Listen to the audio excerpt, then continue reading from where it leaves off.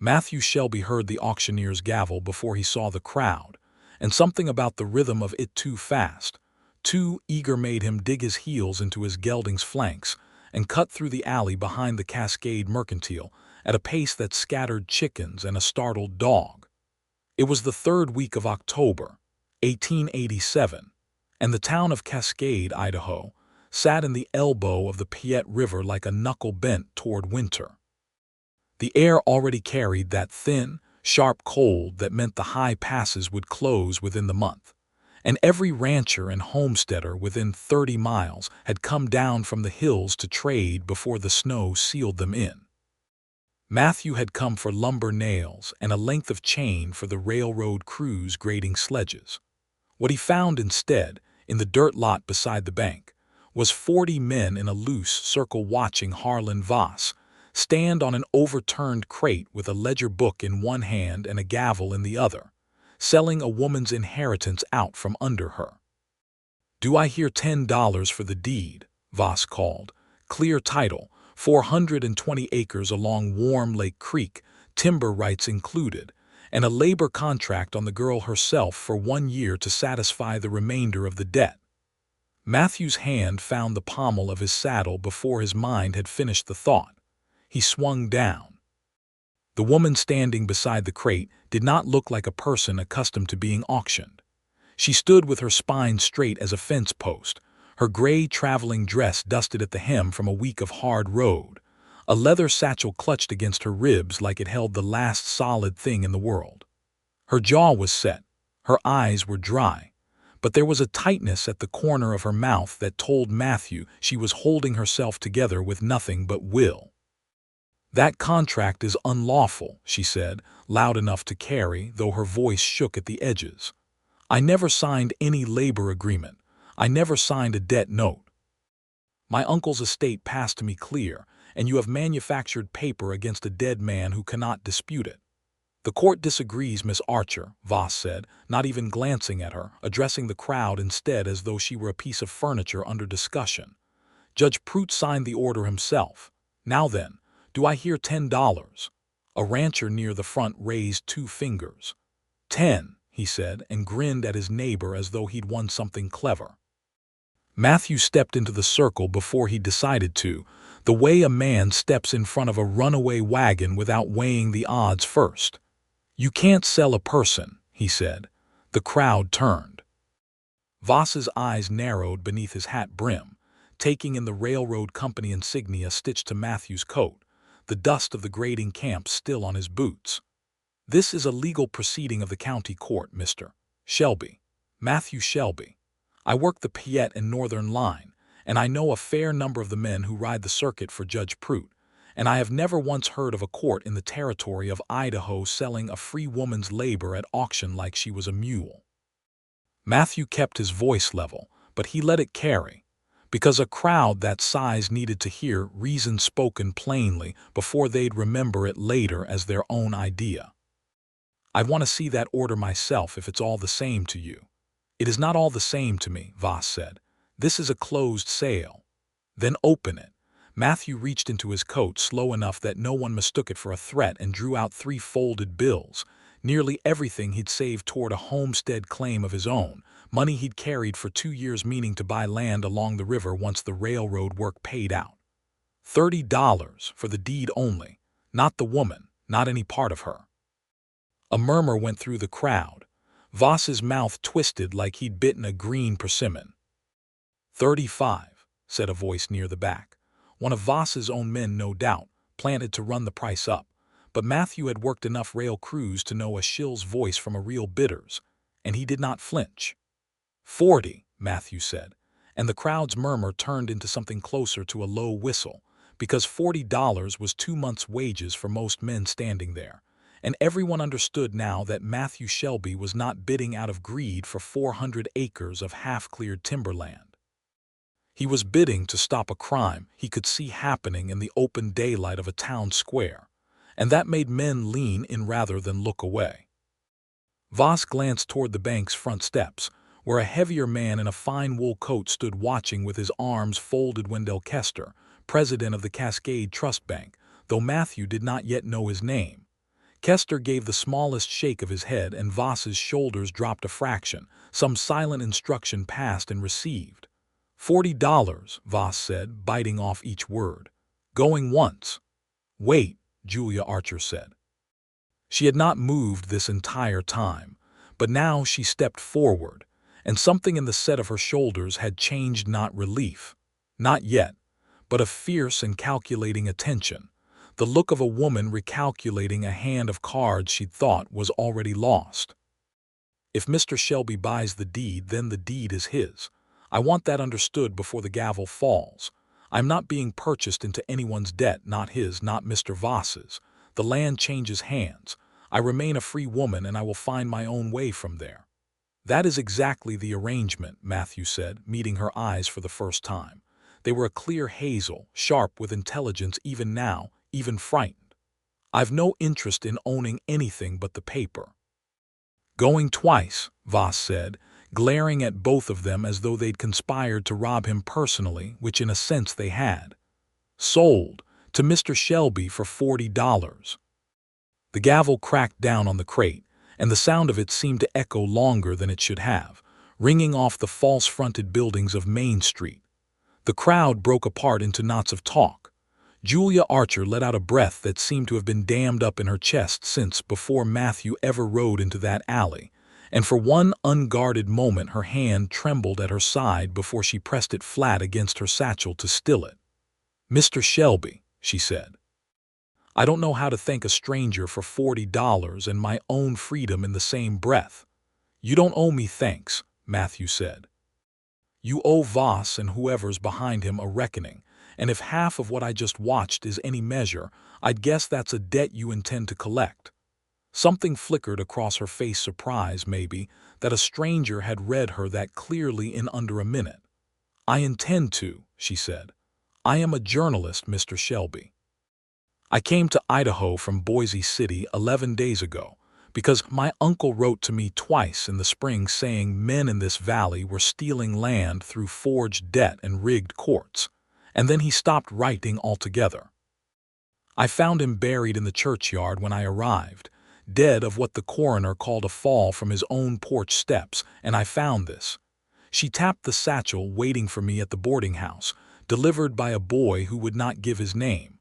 "My uncle's notes, names, dates, enough to hang somebody if I can prove it before the pass is close and every witness scatters for the winter." Matthew looked past her toward the bank steps, where Kester had already turned and gone back inside, and where Voss was folding his ledger with hands that were not quite steady. "Then you'd best come with me," Matthew said. "Not to owe me anything. Just because a woman with proof like that isn't safe standing alone in the middle of the street." Julia studied him a moment longer, weighing him the way she seemed to weigh everything, and then she nodded once, sharp and decided.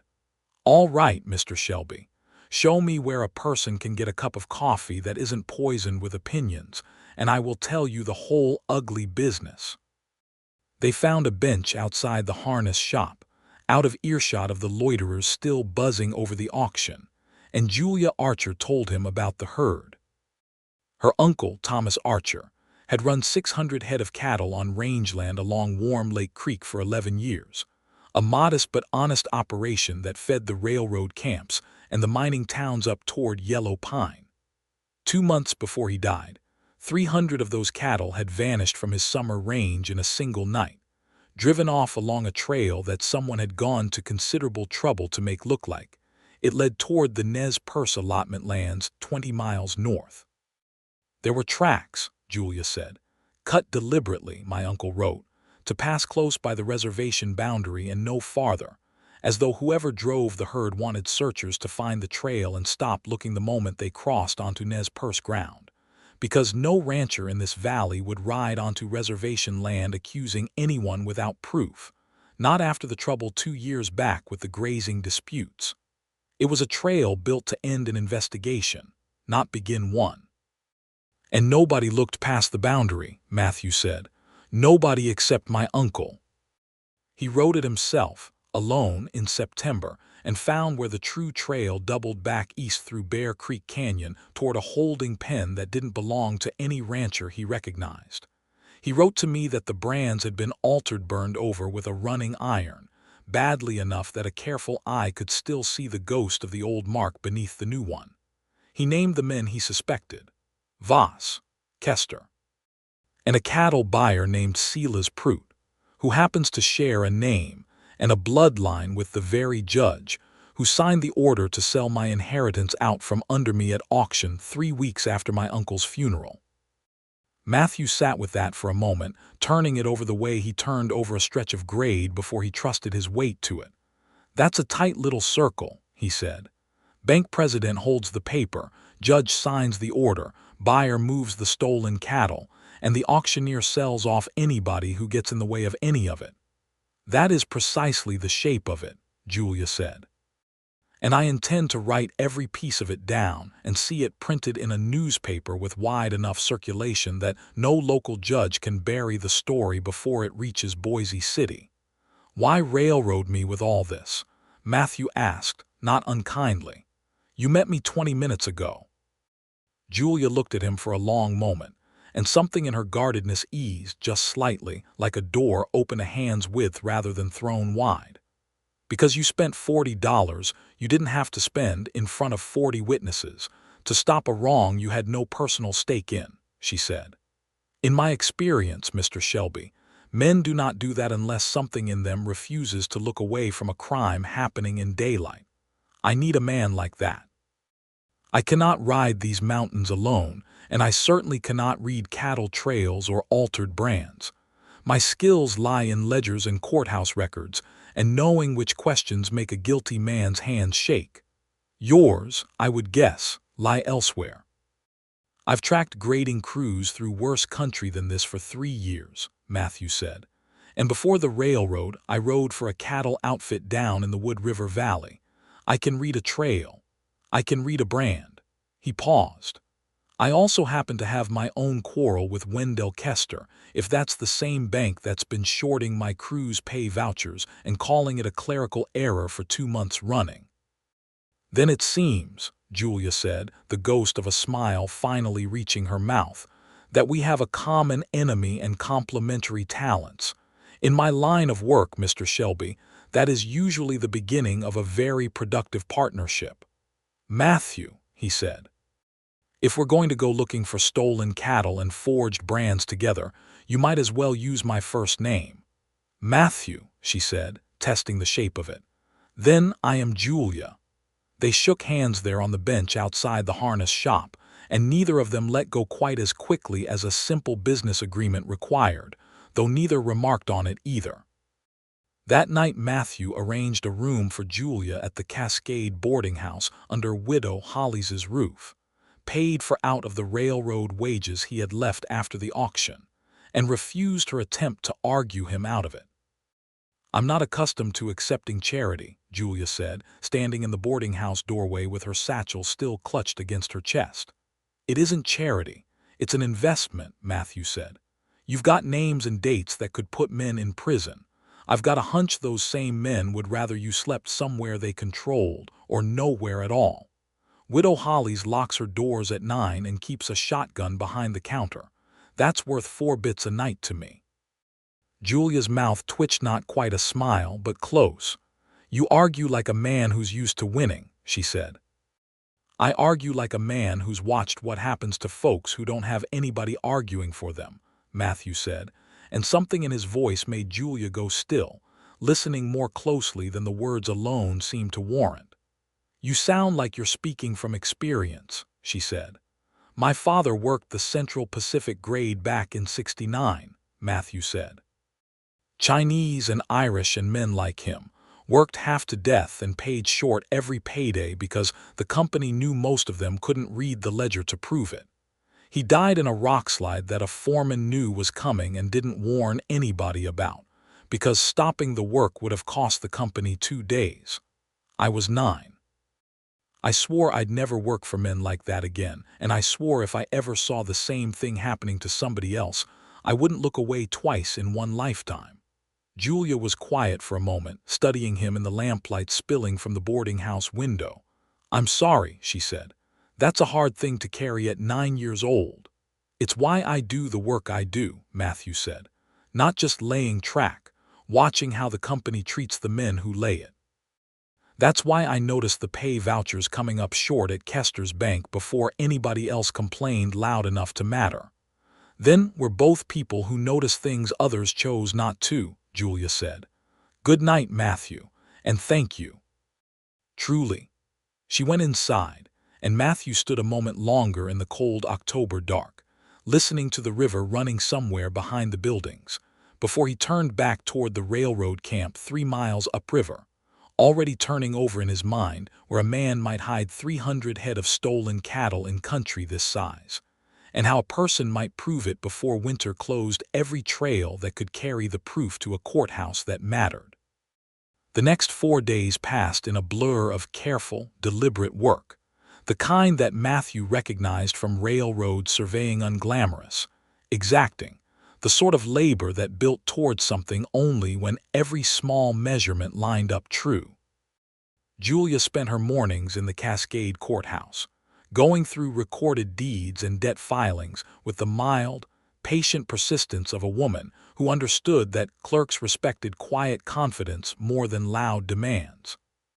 She discovered that 6 other ranching families along the Piet and Warm Lake Creek had lost land to sudden, mysterious debts in the past year, every one of them foreclosed on by Cascade Trust Bank, every one of the auctions overseen by Harlan Voss, every court order signed by Judge Elias Prout.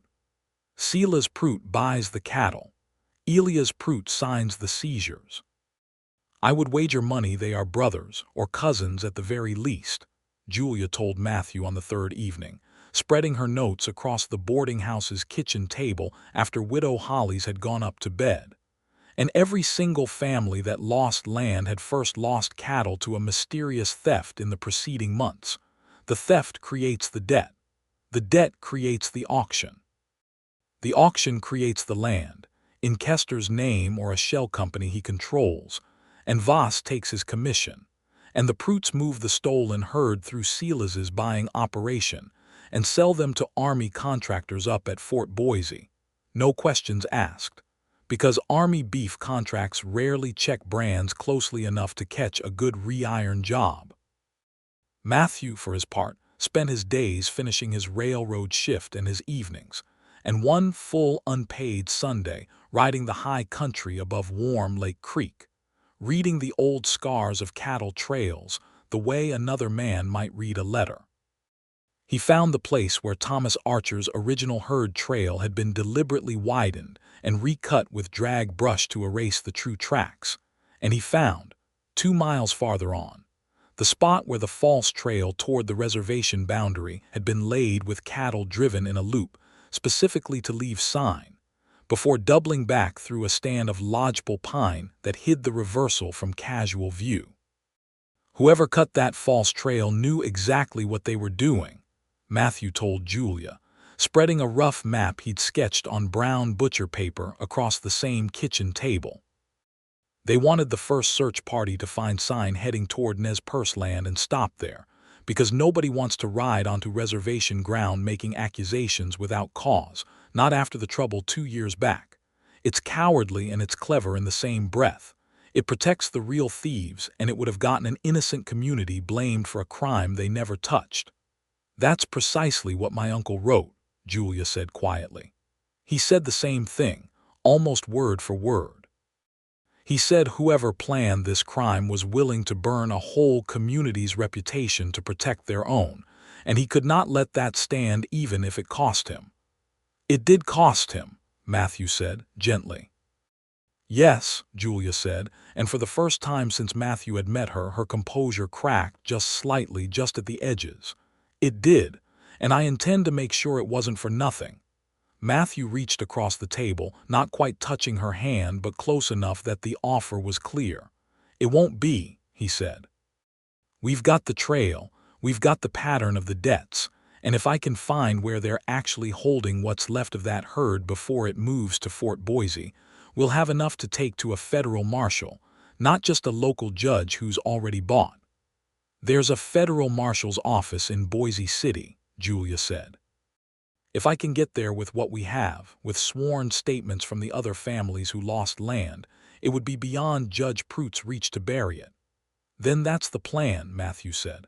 Find the herd, get the proof, get you and your notes safely down to Boise City before the pass is close for good. And how long do we have, Julia asked, before the pass is close? Matthew glanced toward the window, where the night sky over the Salmon River Mountains had the hard, clean clarity that came before the first real snow. A week, he said. Maybe less, if this cold holds and a storm rolls in off the coast. The high trail over Lick Creek Pass is already showing snow at the summit. Once that closes, and once the Payette starts running ice at the edges, this valley is cut off from Boise City until spring, more or less. Whatever we're going to do, Julia, we need to do it inside the next week. Julia looked at the map, at the notes, at the man sitting across the table who had spent 4 days working a railroad shift by day and riding mountain trails half the night without a single word of complaint, and something settled in her chest that felt less like fear and more like resolve shared between two people instead of carried alone. Then we had better not waste the daylight we have left, she said. They found the holding pen on the 5th day, a Wednesday, in a hidden fold of Bear Creek Canyon that Matthew would never have noticed from the main trail if he hadn't spent 3 years learning to read the way grass grows differently where wagons and cattle have worn it down. The pen sat in a natural bowl surrounded by steep talus slopes, invisible from the canyon floor, unless a rider knew to look for the narrow game trail that switchbacked up through a stand of dying aspen. Inside a crude log corral, perhaps 200 head of cattle milled in the cold morning light, and even from 200 yards Matthew's field glasses showed him what he needed to see. The fresh, ugly scarring of re-ironed brands, the ghost shape of the original Archer mark still faintly visible beneath the crude overlay of a new brand shaped like a broken wheel. "That's not a real outfit's mark," Matthew murmured, passing the glasses to Julia where they lay flat on their stomachs at the canyon rim. "I've never seen a broken wheel brand registered anywhere in this territory. It's a mark somebody invented specifically to launder stolen stock through Silas Pruitt's buying operation." Julia studied the pen for a long moment, then lowered the glasses and pulled a small leather notebook from her satchel, sketching the brand shape quickly, precisely, with the practiced hand of someone who had learned to record evidence before it could disappear or be denied. "If I can get a witness statement from someone at Fort Boise confirming they've purchased beef under a broken wheel brand from Silas Pruitt," she said, "that closes the loop entirely. Stolen cattle, laundered brand, sold to a federal contract. That's not local corruption anymore. That's a case for a federal marshal, exactly as you said." "There's 2 men down there," Matthew said, nodding toward a small lined shack at the far edge of the pen, smoke curling from its stovepipe. "Hired hands probably, not the men behind this. We could try to question them," but he stopped as a sound rolled down the canyon, low and grinding like a wagon wheel dragging over gravel, but far too large, far too sustained. Both of them froze. "Matthew," Julia said, her voice suddenly tight. "What is that?" Matthew was already scrambling backward from the rim, pulling Julia with him by the arm, his eyes on the slope above the holding pen, where a scar of loose scree and broken timber ran up toward a rocky outcrop nearly 400 feet above the canyon floor. "Rockslide," he said. "The whole face up there is unstable. I noticed it riding in. Too much loose talus sitting on top of last week's rain before this cold snap froze it hard. Something's shaken it loose." Below them, the 2 hired hands at the line shack had heard it too, and were running for their horses, shouting toward the cattle pen, but it was already too late to matter, for the herd. A section of the mountainside above the corral gave way in a roar that swallowed every other sound, a cascade of rock and shattered timber and frozen earth pouring down directly onto the log pen, where 200 stolen cattle stood trapped with no way out. "There!" Julia shouted, pointing past the collapsing corral to where one of the hired hands had been caught at the pen's near fence, thrown from his feet by the shockwave of tumbling rock, now scrambling on hands and knees, as a secondary slide of loose scree began sliding down the slope directly above him, cutting off his path to safety on either side. Matthew was already moving, sliding down the steep game trail at a pace that should have broken his neck, shouting back over his shoulder, "Julia, my saddle, there's rope, 40 feet of it, bring it, and my hand axe from the other side." Julia did not hesitate. She had spent 11 days learning that hesitation cost people everything in this territory, and she scrambled to Matthew's tethered horse, found the coiled rope and the hand axe exactly where he'd said, and half ran, half slid down the same treacherous trail after him, her skirts torn at the hem, her breath tearing in her chest. By the time she reached the canyon floor, the main slide had stopped, but the mountainside above the ruined corral was still shedding smaller rockfalls in unpredictable bursts, and the trapped hired hand, a young man, no older than 20, Julia guessed, his face white with terror, was pinned against a boulder the size of a wagon bed, his leg caught beneath a fallen support beam from the shattered corral fence, loose scree sliding past him in intermittent, threatening streams from the unstable slope above. "His name's Danny," the other hand shouted from a safe distance, unable to approach without triggering another slide. "Danny Kessler, he's just a hired hand. He don't know nothing about whose cattle these really are. Please, mister, help him." Matthew was already assessing the slope with the same careful eye he used for grading a rail bed, calculating angles. Wait, the path a rope would need to travel to avoid the worst of the unstable ground. "Julia, I need you to anchor this end around that pine," he said, pointing to a solid lodgepole 20 feet back from the slide's edge. "A bowline, can you tie one?" "My uncle taught me knots on sailing trips when I was a girl," Julia said, already working the rope with quick, sure fingers. "This will hold." "I'm going to work my way along that lower ledge," Matthew said, nodding to a narrow shelf of stable rock that ran beneath the worst of the unstable scree, "and get the rope to Danny. When I signal, you and the other hand pull together, steady, not fast. We don't want to jerk that beam and bring the rest of the slope down on top of him." "Matthew," Julia said, catching his arm before he moved, her eyes fierce with a fear she did not bother to hide, "that ledge could give way as easily as anything else up there." "It could," Matthew said. "But I've read 100 slopes like this one laying rail bed through the sawtooths, and that ledge is old rock, weathered, not the loose talus that just came down. I'd stake my life on it." He paused, and something passed between them, brief and wordless. "I am staking my life on it, trust me." "I do," Julia said, and the words came out simpler and more certain than either of them expected. Matthew worked his way along the narrow ledge with the rope coiled over one shoulder, testing each foothold before trusting his weight to it, while above him the mountain groaned and shifted with small, warning slides of gravel that sent Julia's heart into her throat every few seconds. Danny Kessler had gone quiet with shock, his face gray, his hands scrabbling weakly at the beam pinning his leg. "Stay still, Danny," Matthew called, close enough now to be heard clearly. "I'm going to loop this around the beam, not around you, and we're going to lift it off you slow and steady. Can you brace your hands against that boulder when I say?" "Yes, sir," Danny managed, his voice cracking.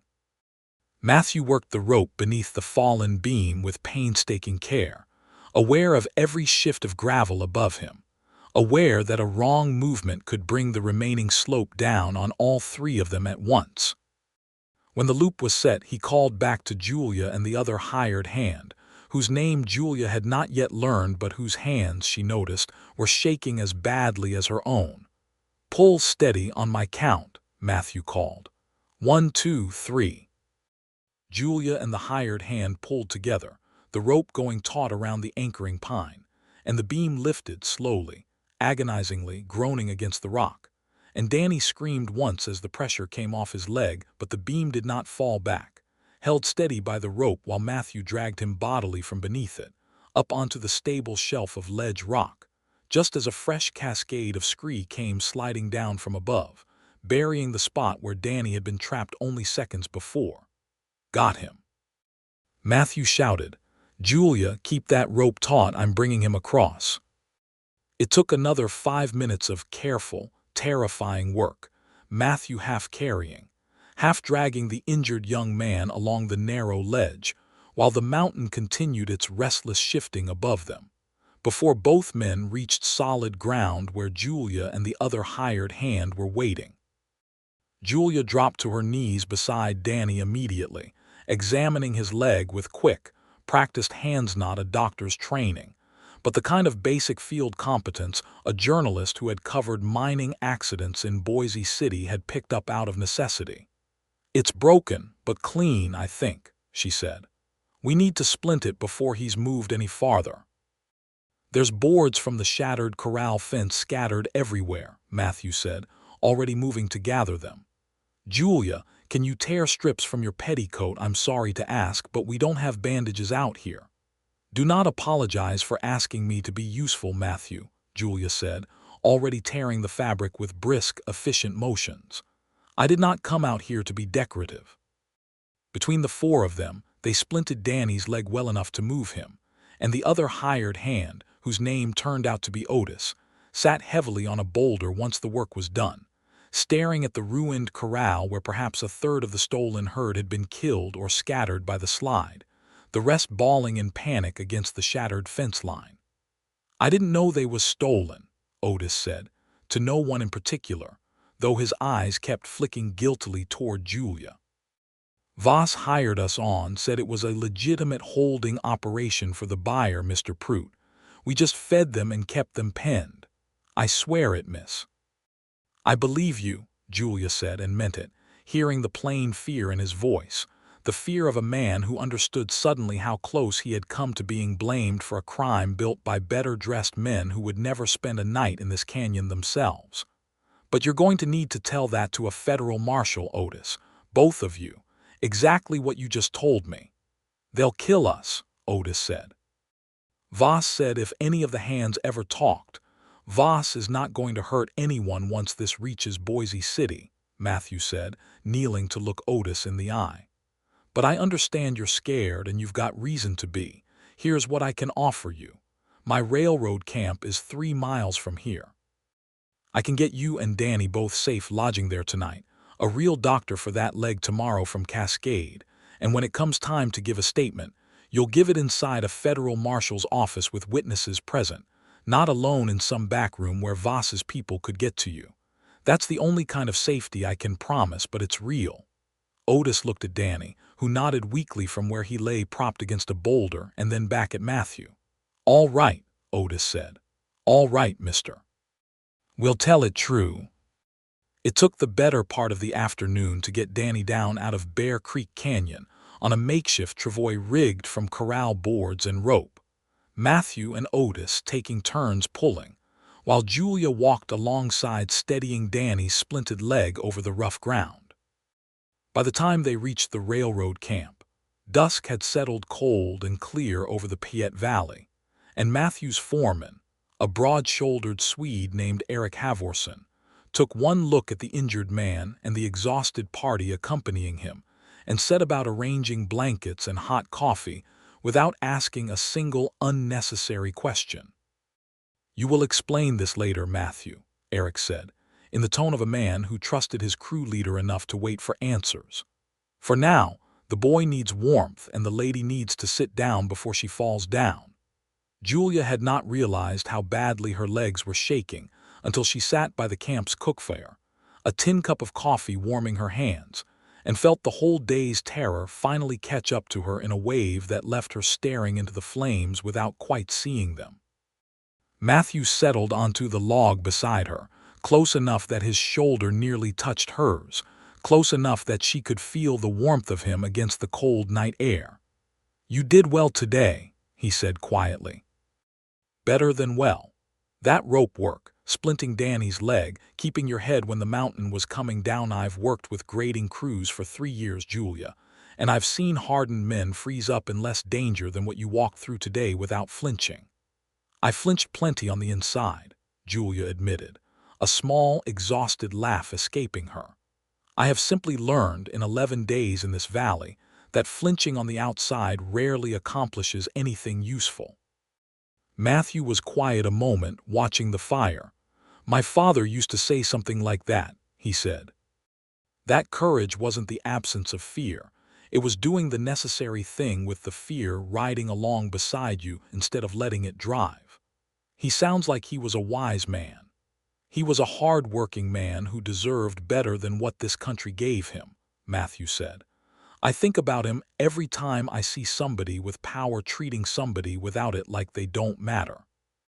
Today, watching you go down that slope after me without a second's hesitation, that's not something most people would do for a stranger they met 5 days ago."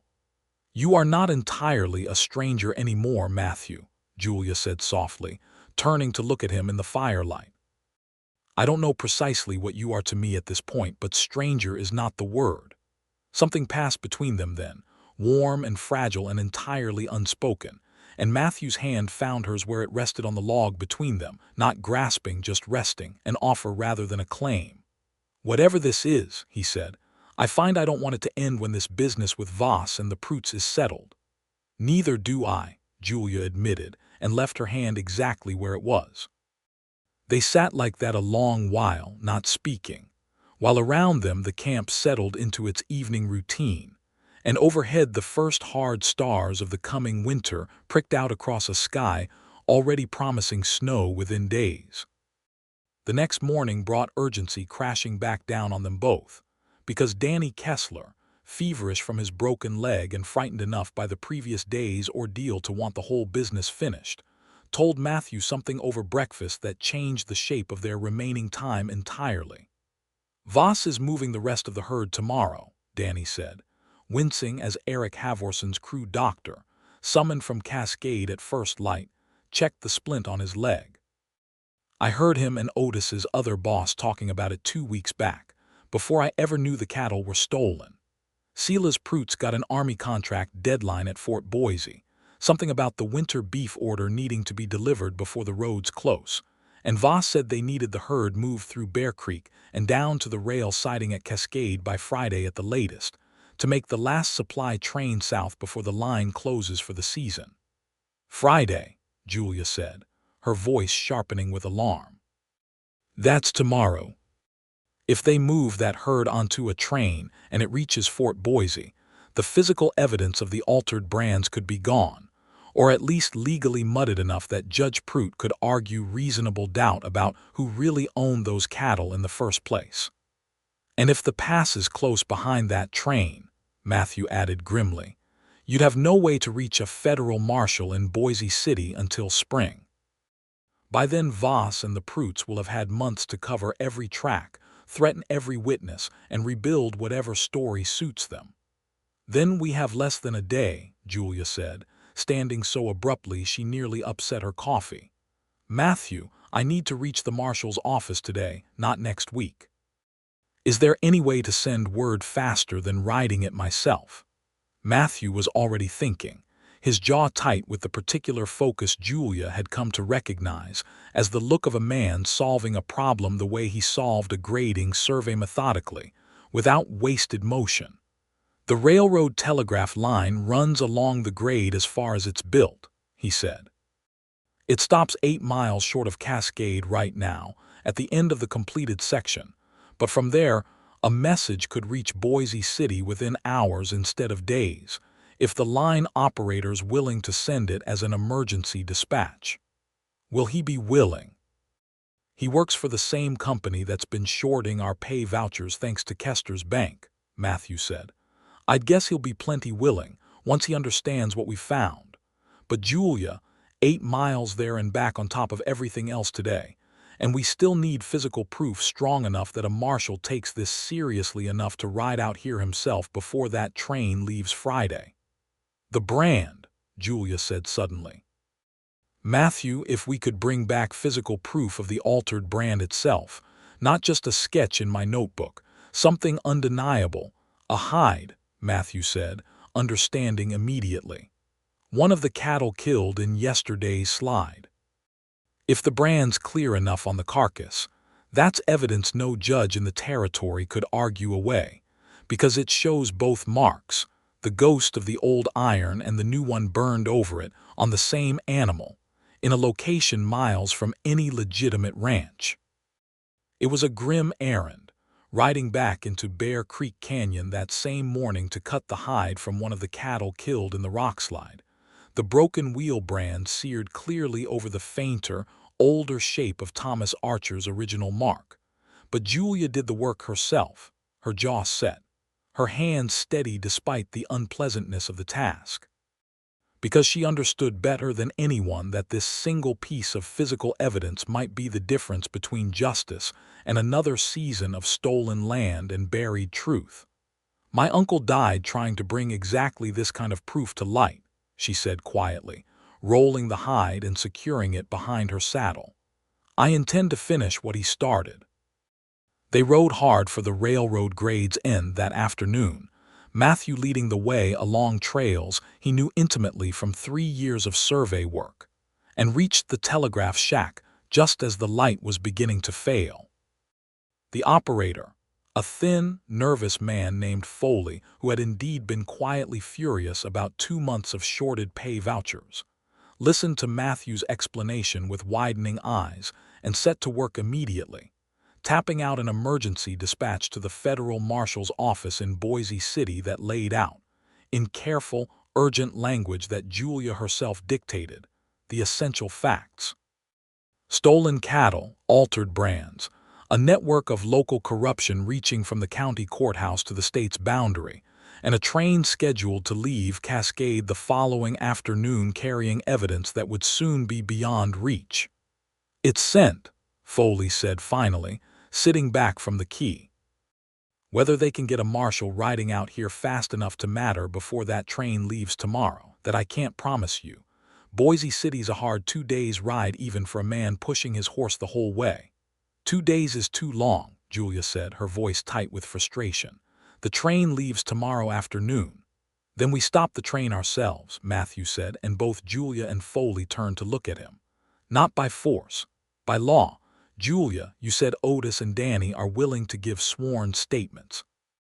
If we bring them, and the hide, and your uncle's original notes, straight to Judge Pruitt's own courtroom tomorrow morning, in public, in front of enough witnesses that he can't simply dismiss us or delay us until the train's already gone.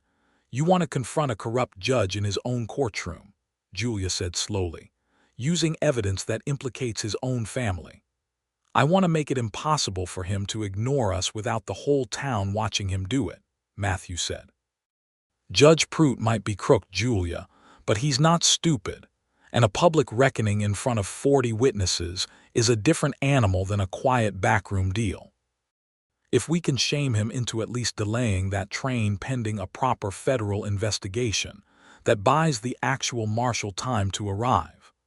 Julia was quiet for a long moment, turning the plan over with the same careful scrutiny she gave every piece of evidence she'd gathered in 11 days of investigation.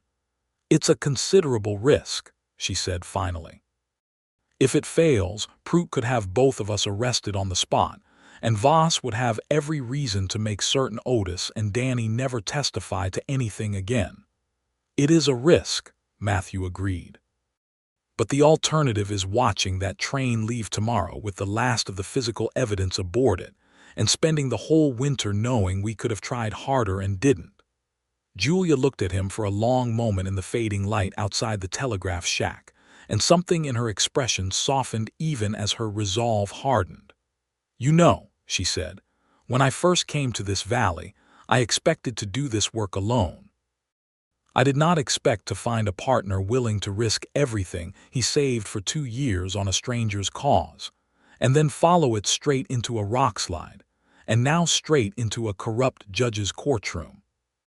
I am not certain what I did to deserve that kind of loyalty, Matthew Shelby, but I find myself deeply, thoroughly grateful for it." "It isn't loyalty to a stranger anymore, Julia," Matthew said quietly. "Hasn't been since about the 2nd day. I think you know that." "I think I do," Julia said, and in the cold blue light of the coming evening, with the telegraph key silent behind them and the mountains dark against a sky already beginning to spit the first fine flakes of the season's early snow.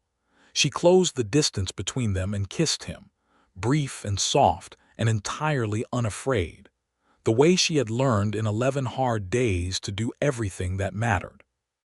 Matthew's hand came up to cradle her jaw, gentle despite the roughness of a man who worked rail all day, and for a moment neither of them thought about judges or stolen cattle or trains leaving tomorrow, only about the warmth of finding, in the middle of danger and injustice, something worth holding on to.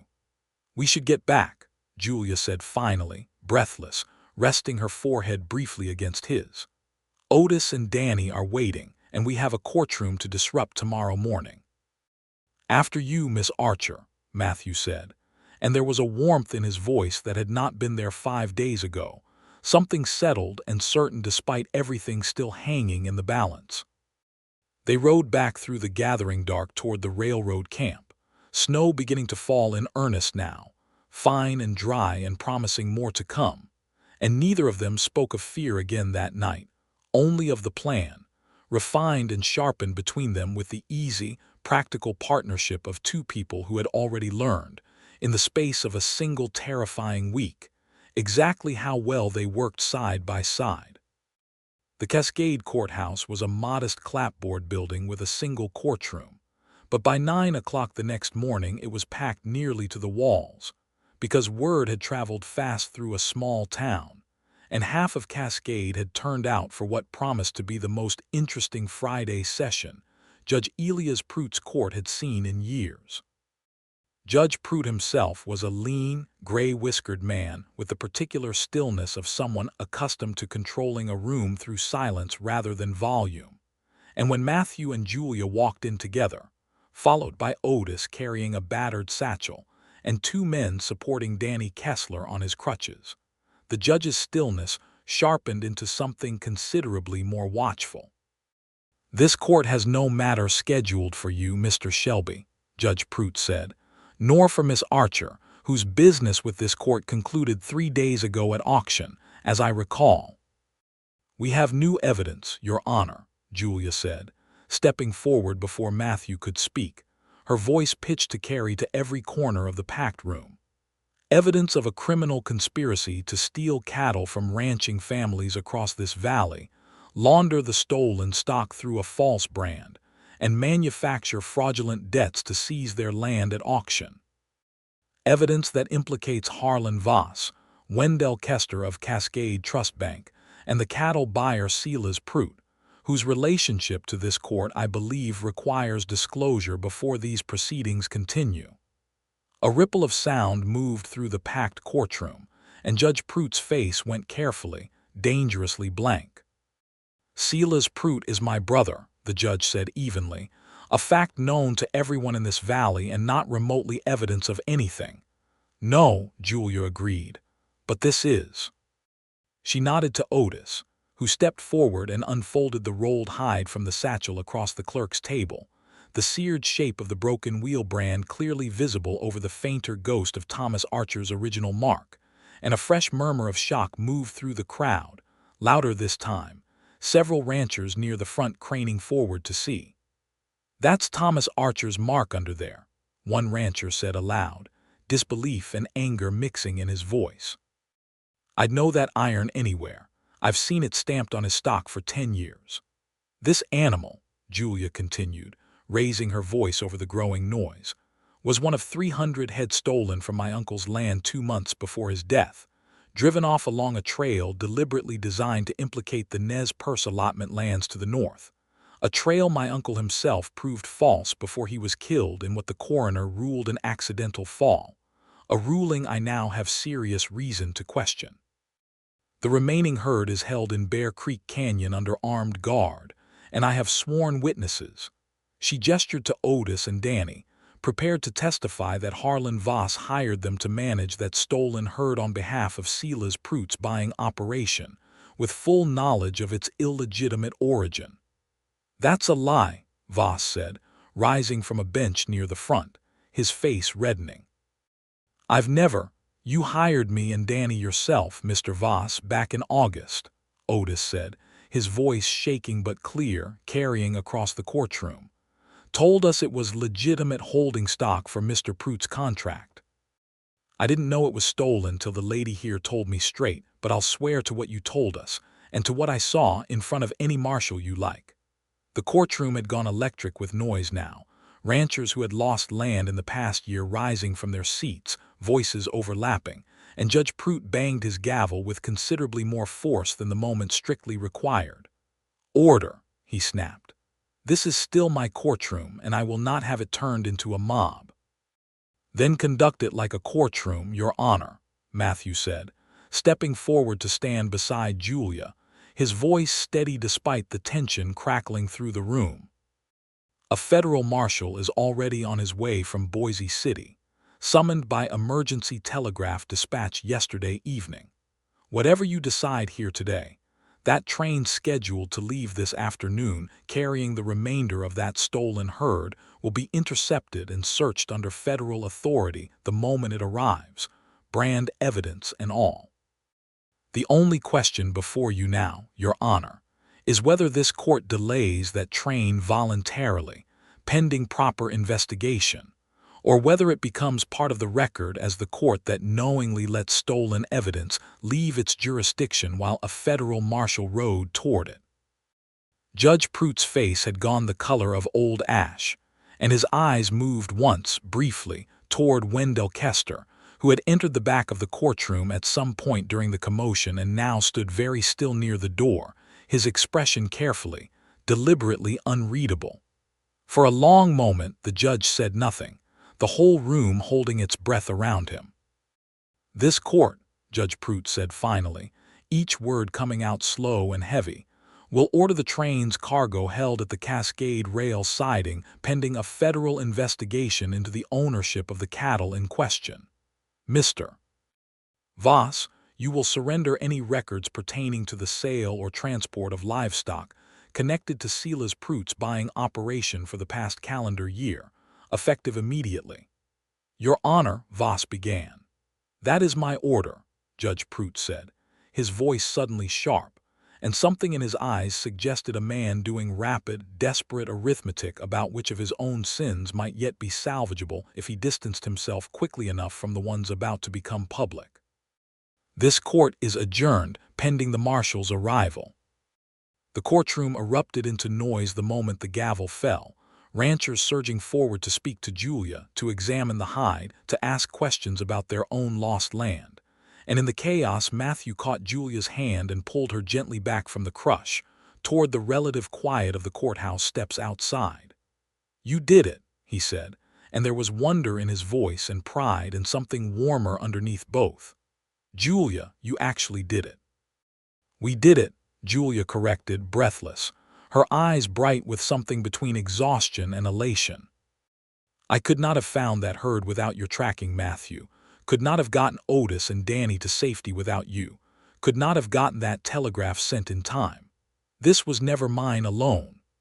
Behind them, through the courthouse doors, they could hear Wendell Kester's raised voice arguing with someone, and a moment later the bank president himself emerged onto the steps, his fine wool coat rumpled, his face set in hard, calculating lines.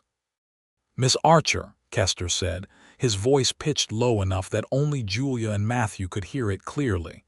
"A word, if you'd permit me. I don't believe we have anything private to discuss, Mr. Kester," Julia said, "given that everything I know about your role in this is about to become considerably more public." "That is precisely why I'd like a word," Kester said. "Before the marshal arrives, before the newspapers get hold of this story, I would like to propose an arrangement that benefits us both." "I am listening," Julia said, though her tone made clear she expected to be unimpressed. "Cascade Trust Bank holds the deed to nearly every parcel of land seized in the past year, including, as of 3 days ago, your uncle's 420 acres, which Mr. Shelby here currently holds title to for the sum of $40, Kester said. "The bank also, as it happens, owns this very building, the courthouse ground beneath it, and a considerable portion of Cascade's commercial district, acquired through the same debt mechanisms you've now exposed." When this story reaches Boise City, Miss Archer, and it will reach Boise City regardless of anything I say or do at this point, the bank's charter will very likely be revoked, its assets seized by federal receivers, and sold at auction to satisfy the claims of every family it wronged. I fail to see how that concerns me beyond simple justice being served, Julia said. Because federal receivers auctioned seized bank assets to the public, Miss Archer, and a woman who broke this story, who has sworn statements, physical evidence, and the goodwill of every ranching family in this valley, would find herself very well positioned to bid on those assets when the time comes, assuming she had the capital to do so, Kester said. I am offering you information, not a bribe. Consider it my attempt to salvage some small shred of decency from a career I am increasingly aware has had very little of it. Why would you help me, Mr. Kester, after everything you've done?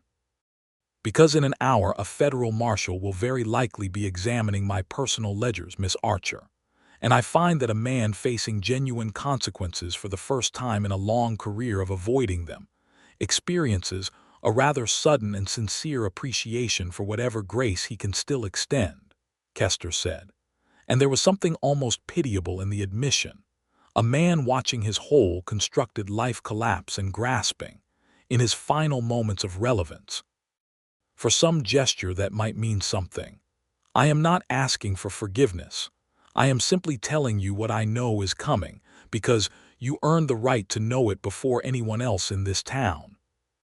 He turned and walked away without waiting for a response, and Julia watched him go with an expression Matthew couldn't quite read, something between contempt and a strange, reluctant pity. Do you believe him? Matthew asked. I believe, Julia said slowly, that a federal investigation into Cascade Trust Bank's practices over the past year would indeed likely end in the bank's charter being revoked, given everything we now know. Whether Kester's motives are decency or self-preservation, the underlying fact he stated is probably true. And I find myself thinking, Matthew, about every family in this valley who lost their land to a fraudulent debt, and how none of them will likely have the capital to buy it back once it's auctioned by federal receivers, because the very theft that took their land also took their means to reclaim it. You're thinking about the auction already, Matthew said, watching her face. I am thinking, Julia said, that if this story runs the way I intend to write it, in a newspaper with wide circulation, with my name on it and the full weight of documented evidence behind it, I may find myself with opportunities I did not have 11 days ago when I arrived in this valley with nothing but a satchel of my uncle's notes and a debt I never owed. I am thinking that justice, done properly, sometimes leaves room for something more than simply setting old wrongs right. It leaves room for building something new in their place. Matthew smiled, slow and warm, understanding exactly what she meant. Then we'd best make certain that federal investigation goes exactly as thoroughly as it needs to, he said. The federal marshal, a broad, weathered man named Marshal Cobb, who had ridden the final 8 miles of his 2-day journey nearly at a gallop after receiving Foley's telegraph dispatch, arrived at the Cascade Rail siding just before 2 o'clock that afternoon, precisely as the last of the stolen herd was being loaded into cattle cars under Otis's supervision. The loading halted immediately on the marshal's authority, the moment he examined the branded hide and heard sworn statements from Otis, Danny, and half a dozen ranchers whose land had been fraudulently seized over the past year. By evening, Harlan Voss had been arrested and was being held in the town's small jail pending transport to Boise City for trial. Silas Prout, warned somehow of the morning's courtroom proceedings, had fled his ranch near Fort Boise before the marshal's men could reach him, though Marshal Cobb assured Julia that a federal warrant would follow him wherever he ran, and that men who fled arrest rarely stayed hidden long in a territory this size, where every town eventually talked to every other town. Judge Elias Prout resigned his position that same evening, before any formal charges could be filed, though Marshal Cobb made clear the resignation would not shield him from the federal investigation, already underway into his role in signing fraudulent seizure orders.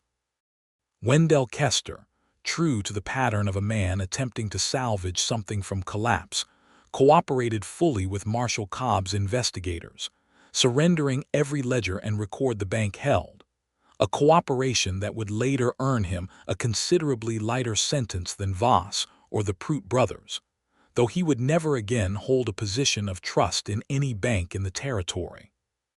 Julia spent the following 3 days doing the work she had come to Idaho to do in the first place, taking sworn statements from every family who had lost land, cross-referencing dates and debts, and forged signatures with the meticulous care of a woman who understood that justice depended entirely on the quality of the proof behind it. And Matthew rode with her to every ranch and homestead across the valley. Because the same early snow that had begun falling the night of their first kiss, outside the telegraph shack had continued, off and on, all week, and travel through the high country was growing more treacherous by the day. On the 4th day after the courtroom confrontation, with the first heavy snow of the season blanketing the valley and the Piet River running thick with ice at its edges, Julia finished writing her account of the entire affair, a long, carefully documented piece that she addressed to the editor of the Idaho Statesman in Boise City, along with copies of every sworn statement, and a formal request that Marshal Cobb's office confirm the details before publication. "It's done," she said, sealing the last envelope at the boarding house kitchen table, where Matthew sat across from her, having finished his final shift with the railroad crew before the grading season closed for winter. "Whatever happens now, the truth is written down, witnessed, and beyond anyone's power to bury it. Your uncle would be proud of you," Matthew said quietly. Julia's eyes softened, and for a moment the exhaustion of the past week showed plainly on her face.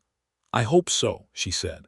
"I came here to finish what he started, and I have, but I confess I did not expect to find anything else in the process. I did not expect to find you, Matthew." "I didn't expect to find you either," Matthew said. "I came to Cascade for lumber, nails, and chain, Julia. I rode into that auction because I couldn't stand watching a wrong happen in front of me, same as I've always done. I didn't know I was riding into the rest of my life." Julia reached across the table and took his hand, and this time neither of them let go, and neither of them pretended the moment was anything less than what it was. "What happens now?" she asked. "The passes will close within days. I have nowhere fixed to be until spring, no home of my own, though Kester's information about the bank's likely receivership auction has given me a good deal to think about for when the roads open again." "And you, my contract with the railroad runs through spring regardless," Matthew said.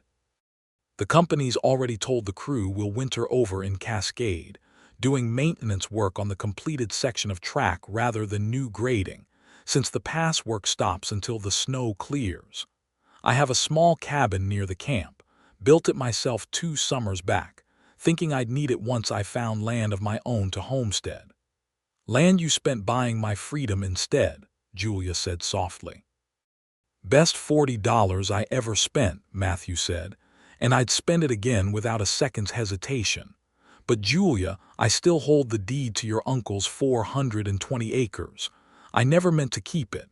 I bought it to stop an auction, not to own land I have no claim to." "Then perhaps," Julia said slowly, "we should discuss what becomes of it once the paperwork can be properly settled with the courts come spring.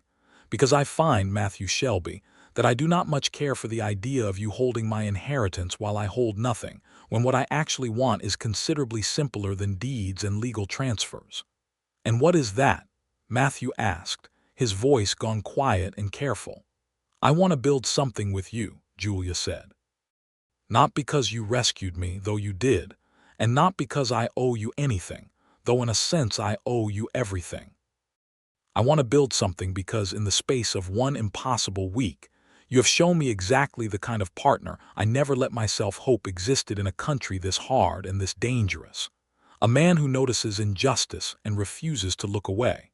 A man who trusts a woman's judgment as readily as his own. A man I can imagine growing old beside without ever once feeling smaller for standing next to him." Matthew came around the table and knelt beside her chair, taking both her hands in his. "Julia Archer," he said, "I have known you 8 days, and I have never in my life been more certain of anything than I am of wanting to spend the rest of my years finding out what we could build together. Not because the danger's past and it seems the sensible thing to do, because somewhere between that auction and this kitchen table, I fell in love with you, plainly and completely, and I do not intend to let a little thing like 8 days stop me from saying so."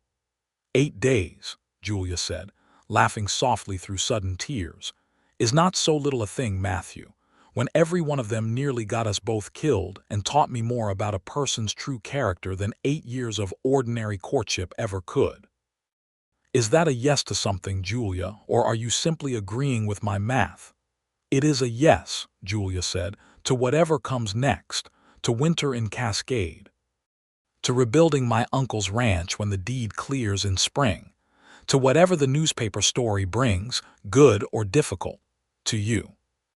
They sealed it with a kiss slower and surer than the one outside the telegraph shack, a kiss that spoke of a decision made rather than a moment seized. And outside the boarding house window, the snow continued falling over Cascade, soft and steady, closing the high passes for the winter, and settling the valley into the particular stillness that came before a long season of quiet, patient work. The story ran in the Idaho Statesman 11 days later, delayed only by the difficulty of getting the completed manuscript over the closing passes, via a hardy freight rider willing to make the journey before the snow made it impossible. It ran under Julia's own byline, a rarity for a woman journalist in the territory, and it named every man involved in careful, documented detail. Harlan Voss, awaiting trial for fraud and theft; Wendell Kester, cooperating with federal investigators in exchange for leniency; Silas Prout, still at large but with a federal warrant following him across 3 territories; and former Judge Elias Prout, resigned in disgrace, facing his own federal charges for signing fraudulent court orders in service of his brother's crimes. The story caused a considerable stir in Boise City and beyond, reprinted in papers as far as Portland and Salt Lake City, and within 2 months, exactly as Kester had predicted, Cascade Trust Bank's charter was formally revoked by federal order, its assets placed into receivership pending a public auction of its holdings to satisfy the claims of every family it had wronged.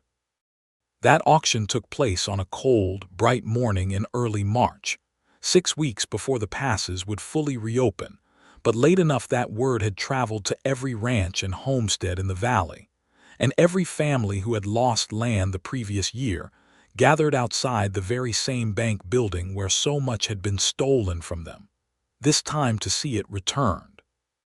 Federal receivers had structured the auction with unusual fairness, at Marshall Cobb's own recommendation, offering each wronged family first right of claim to their original property at a nominal restoration fee rather than open market price, a small mercy that meant every rancher who had lost land to Voss's fraudulent debts got it back within the week, their deeds restored clear and clean. But the bank building itself, along with several parcels of commercial property in downtown Cascade that Kester's operation had accumulated through less direct means over the years, went to open public auction, since no single wronged family had a specific prior claim to the structure itself. Julia Archer stood in the crowd that morning, her uncle's restored ranch deed already safely filed with the county clerk, 420 acres, and the beginning of a rebuilt herd waiting for her along Warm Lake Creek, purchased back with money earned from newspaper syndication fees that had poured in from papers across 3 territories eager to run her account of the Cascade conspiracy. "Do I hear an opening bid?" the federal auctioneer called, a very different man from Harlan Voss, careful and correct in his procedure, for the Cascade Trust Bank building, its fixtures and attached commercial lots, sold as a single property by order of federal receivership. Julia raised her hand. $50, she called, and a murmur went through the crowd because everyone present remembered exactly what had happened in this same square 4.5 months earlier, when a stranger's $40 had stopped an auction that should never have happened at all. Matthew, standing beside her, squeezed her hand. 55, called a merchant from Boise City who had come up hoping to acquire property cheap now that the scandal had depressed local prices. 70, Julia said without hesitation. 80, the merchant countered. 120, Julia said, and this time the crowd's murmur turned into something closer to a gasp, because everyone in Cascade knew Julia Archer's newspaper earnings had been considerable, but few had guessed she intended to spend so much of it so decisively. The merchant from Boise City, sensing a bidder with both resources and resolve he had not anticipated, shook his head and withdrew. $120 going once, the auctioneer called. Going twice. Sold to Miss Julia Archer for $120. A ragged cheer went up from the crowd. Ranchers and homesteaders who had watched Julia fight for their restored land over the past 4 months, and Matthew pulled her into an embrace right there in the town square, laughing with a joy that had nothing to do with the building itself, and everything to do with watching a woman who had walked into that same square owning nothing but a satchel of her dead uncle's notes, now walk out owning the very structure where her freedom had once been sold at auction. "What will you do with a whole bank building, Julia Archer?" Matthew asked, still laughing, holding her close in the cold March sunlight. "I have been thinking about that for several weeks now," Julia said, breathless with her own daring. "The ground floor, I think, will make an excellent newspaper office. Cascade has never had its own paper, only whatever comes in from Boise City days late. A town this size, growing the way it will once the railroads finish through the pass, deserves its own honest press, one that will never again let men like Voss and the Prutes operate in the dark simply because no one was watching closely enough." "And the upper floor?" Matthew asked. "The upper floor," Julia said, "I thought might make a fine home if a certain railroad man were interested in living above a newspaper office with a woman who intends to spend the rest of her career asking uncomfortable questions of powerful people." "I have never once objected to your uncomfortable questions," Matthew said. "Though I should warn you, Julia, my own plans for this spring involve considerably more than continuing as a railroad hand. Eric Havorson's put in a strong word for me with the company. Once the line through Lick Creek Pass is finished, likely by next autumn, they've offered me a position overseeing maintenance and safety inspection for the entire Payette Division. It would mean I'm the man responsible for making sure no foreman ever again ignores a warning sign the way the one who killed my father did. That is precisely the sort of work you were born to do," Julia said, her eyes shining with pride. "And it would mean you'd be based here in Cascade, near the ranch, near the bank building we now apparently own together." "It would mean exactly that," Matthew said.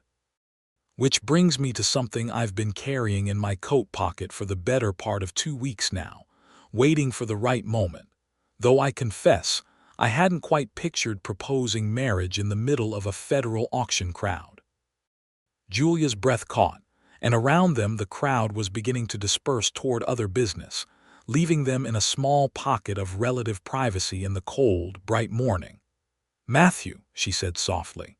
"Julia Archer," Matthew said, drawing a small ring from his coat pocket, simple gold with a modest garnet stone, clearly not an extravagant piece but one chosen, Julia could see immediately, with real care. "I bought this 2 weeks ago in Boise City, when I rode down with Marshal Cobb's investigators to give my own statement about everything we found.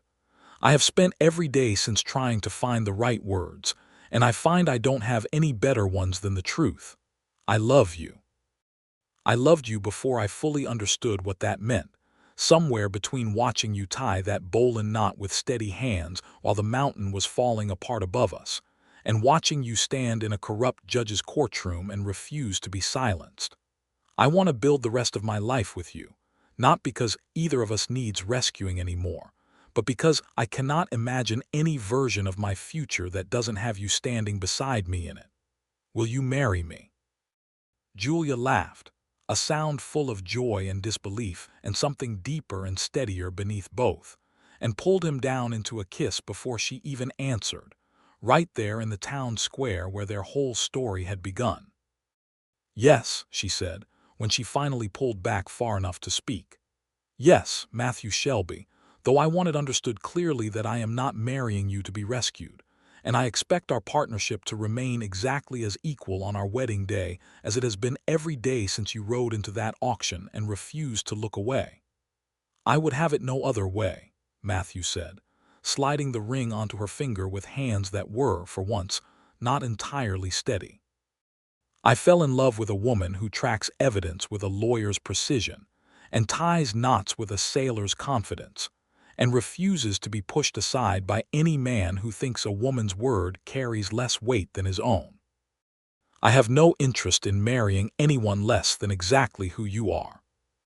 They were married 3 weeks later, in early April, once the last of the winter snow had begun retreating from the valley floor, and the Piet River ran high and loud with spring melt, in a small ceremony held on the porch of Julia's restored ranch house along Warm Lake Creek, attended by nearly every family whose land had been returned to them, by Marshall Cobb himself, who had ridden up from Boise City specifically for the occasion, by Otis and Danny Kessler, the latter walking now without even a limp to show for his broken leg, and by Eric Havorson and the entire railroad crew, who presented the couple with a hand-built rocking chair as a wedding gift, carved from lodgepole pine. Harvested, Eric informed them with a wide grin, from the very stand of trees where Matthew had first spotted the false cattle trail that broke the whole conspiracy open. By the following autumn, exactly 1 year after Matthew Shelby had ridden into a fraudulent auction and stopped it with $40 desperate, the town of Cascade had changed considerably. The railroad line through Lick Creek Pass was nearing completion, with Matthew now serving as the division's chief safety inspector, a position he filled with the same careful, exacting attention he'd once given to reading cattle trails and rockslide-scarred canyon slopes. The ground floor of the old bank building now housed the Cascade Valley Courier, a weekly newspaper edited and largely written by Julia Archer, whose reporting on territorial land fraud had earned her a growing reputation across the entire Idaho territory, and whose paper had become, in barely a year, the trusted voice of a valley that had once had no honest press to protect it.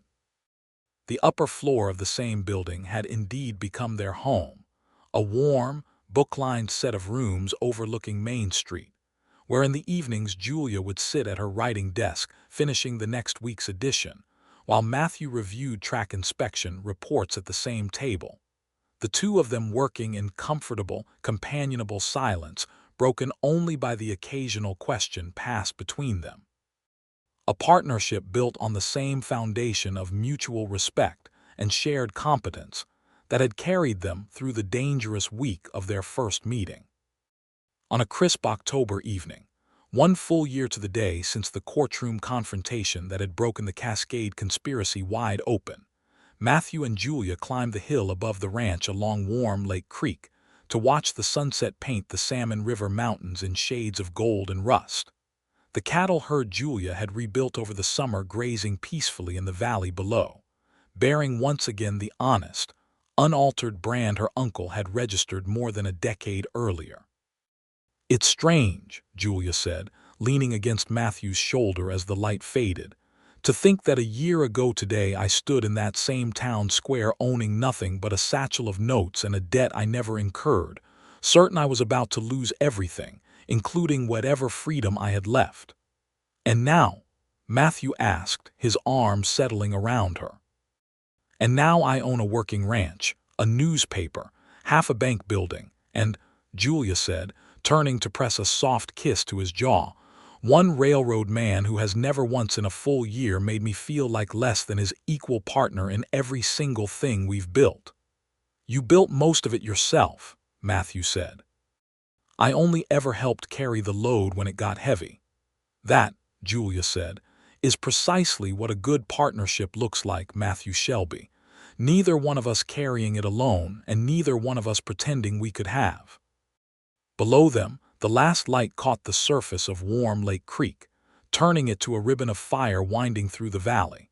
And somewhere in the distance, a train whistle sounded, faint and clear, carrying news of the finished pass and the opening of a new season, a new chapter for a valley that had nearly been stolen out from under the people who loved it, saved instead by a journalist who refused to stop asking questions, and a railroad man who refused to look away from a wrong happening in the open light of day. They stood together on that hill until the last color faded from the sky, and then they walked back down to the ranch house together, unhurried, certain, home in every sense that mattered, two people who had walked into the wildest week of their lives as strangers and walked out, a year later, as something far more permanent than either of them could have imagined that cold October morning, when an auctioneer's gavel first threatened to sell away everything Julia Archer had left in the world. And a railroad man's $40 desperate had given it all back to her instead.